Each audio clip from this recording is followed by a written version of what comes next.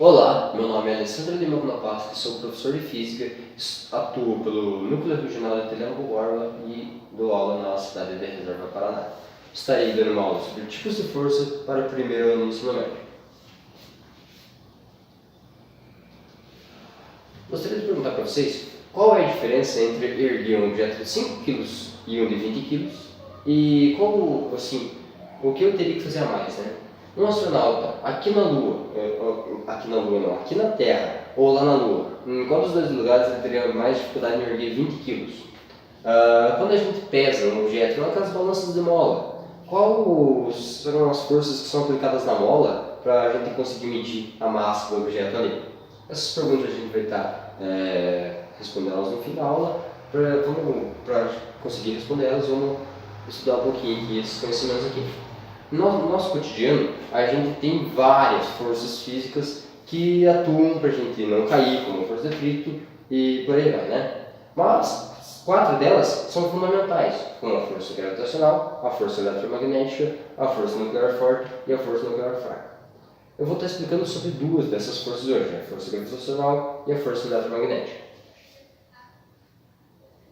A força gravitacional é uma força de atração entre 2 corpos devido às suas massas. Então, tudo que tem massa vai atrair outras massas, ok? A força eletromagnética é uma força de atração de repulsão entre corpos que têm cargas elétricas e campos magnéticos, ou polos magnéticos, né? Notem que a diferença entre a força gravitacional e a força eletromagnética é que a força gravitacional é devido às massas e a força eletromagnética é devido aos polos magnéticos e as cargas elétricas, beleza? E também a força eletromagnética é uma força de atração ou repulsão, a força gravitacional só de atração. Como eu já disse, né, no nosso cotidiano a gente tem várias forças atuando em nosso prol ou então contra nós, né? Tais como a força de atrito, a força normal, a força gravitacional e a força elástica. Essas forças, elas têm naturezas, que são essas naturezas que eu comentei no começo da aula, né? São 4 forças fundamentais.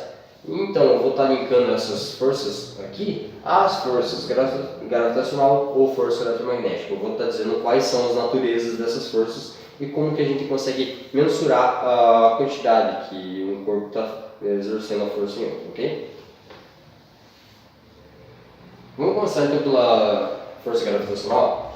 A força gravitacional é de natureza gravitacional, como o próprio nome já diz, né? Ou seja, essa força depende das massas. Então, quanto mais massa o corpo tiver, mais força ele vai conseguir exercer. E como que eu mensuro isso? Pela lei da gravitação universal de Newton. Ela consegue mensurar a força através da seguinte equação: F igual a Sg aqui, que é uma constante, já vou comentar um pouquinho mais sobre ela, vezes a massa 1 vezes a massa 2 divididos pelo quadrado da distância. Então tá, vamos começar por esse quadrado da distância. Quando eu tiver 2 corpos, M1 e M2, a certa distância, essa força vai diminuir ao quadrado conforme eu vou distanciando esses 2 corpos. Logo, quando eu começar a aproximar eles, essa força vai crescendo porque a distância vai diminuindo. Então é uma relação inversa, né? Quanto mais distante, menos força, e quanto mais perto, maior a força, né? E esse Big G aqui é a constante gravitacional de Newton. Essa constante é de 6,67 vezes 10 a menos 11. Essa constante é muito pequena, então somente para corpos de muita massa eu vou ter uma força significativa de atração, né? A força elástica é uma força de origem eletromagnética.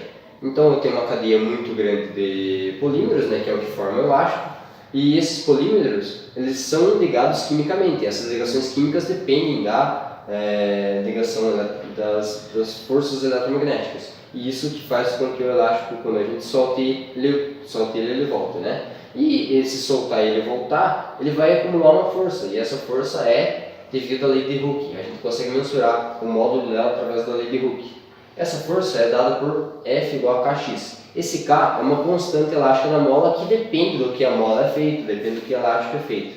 Então, resumindo, quanto mais força eu fizer para deixar X menor, para encurtar a mola, eu vou ter um K muito grande. Quanto menos força eu fizer e conseguir encurtar muito a mola, esse K vai ser muito pequeno. Então, quanto maior esse K, mais dura vai ser a mola. Quanto menor esse K, mais mole vai ser a mola.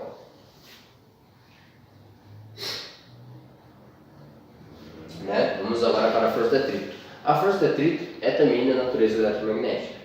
Então, ela surge através da rugosidade de materiais. Essa rugosidade ela pode ser microscópica, como no caso aqui da TV, né? Ela parece ser lisa a olho nu, mas aqui microscopicamente ela deve ter alguma rugosidade. E essa rugosidade é o que impede da gente conseguir empurrar esses objetos livremente e eles saírem andando sem atrito nenhum, né? Se a gente não tivesse atrito, por exemplo, se eu desse um empurrãozinho nesse controle, ele conseguiria ir até o fim aqui da mesa e cairia, já que a força gravitacional ainda existiria, né? E essa força de atrito ela pode ser tanto cinética como estática. A força de atrito estática é relacionada a quando eu tento empurrar algum objeto como a TV aqui e eu não consigo tirar ele da sua inércia. Então, ela estando parada, eu tenho essa força de atrito estática agindo. É a força de atrito relacionada a corpos que estão parados. E a força de atrito cinética a corpos que estão se movimentando. A força de atrito estática é maior do que a força de atrito cinética. Elas são calculadas por uma equação que F igual a constante de atrito do meio, pode ser tanto o estático como o cinético, vezes a força normal. Respondendo nossas questões iniciais, a gente tem qual que é a diferença entre um objeto de 5 kg e um objeto de 20 kg, né? Então, vamos situar esses dois camaradas aqui no nosso planeta, no planeta Terra. O planeta Terra tem uma massa, e essa massa vai estar atraindo a massa dos 5 kg e atraindo a massa dos 20 kg. Como a força é proporcional às massas, e a massa do planeta é a mesma, tanto para o D5 quanto para o D20, então a força resultante vai ser devido à diferença das massas aqui, né? Eu vou ter uma força menor atraindo esse cara aqui dos 5 kg e uma força maior atraindo esse cara aqui do 20 kg. Então qual que é a diferença? É que para o objeto de 5 kg eu preciso fazer mais força do que para o objeto de 20 kg, né? É uma coisa intuitiva, mas só que sem o conhecimento da lei da gravitação universal a gente não conseguiria explicar, né? Um astronauta teria mais dificuldade de erguer 20 kg aqui na Terra ou lá na Lua? Aqui na Terra eu tenho uma massa muito maior do que lá na Lua. Lá na Lua eu conseguiria erguer esses 20 kg mais facilmente porque a massa da Lua estaria exercendo uma força menor do que a massa da Terra estaria exercendo esses 20 kg. Então, o meu corpo, acostumado a erguer 20 kg aqui na Terra, sentiria uma força muito menor, uma resistência muito menor do planeta para erguer esse 20 kg. Então, a dificuldade maior seria aqui na Terra.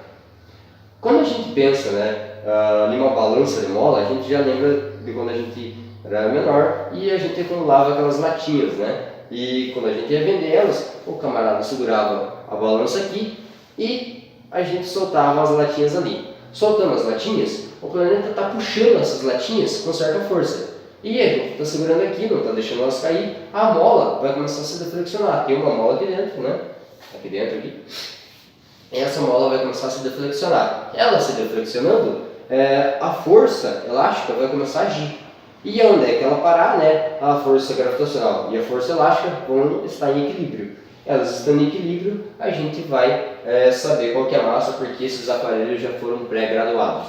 Então a gente foi pendurando massas ali de 1 a 20 kg e a gente conseguiu graduar esse aparelho de acordo com o grau de deflexão da mola. É possível calcular essa massa na caneta mesmo, mas só que não seria relevante para a gente nessa aula, né? Então, as forças que estão aplicadas aqui, né? Quais são as forças? São a força gravitacional e a força elástica. Uma anula a outra e a gente consegue saber a massa, ok? Então, essa foi minha aula, espero que tenham gostado e até uma próxima.